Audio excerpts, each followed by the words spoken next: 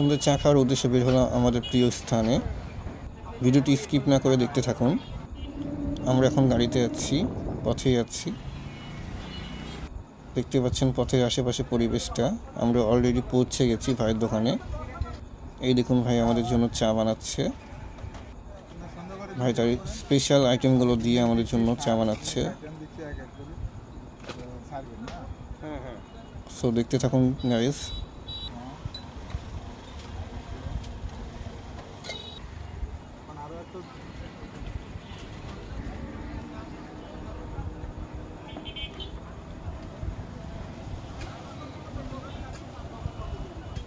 চা বানানো প্রায় শেষের পথে। ভাই এখন তার স্পেশাল আইটেমগুলো দিবে, দেখুন দিচ্ছে।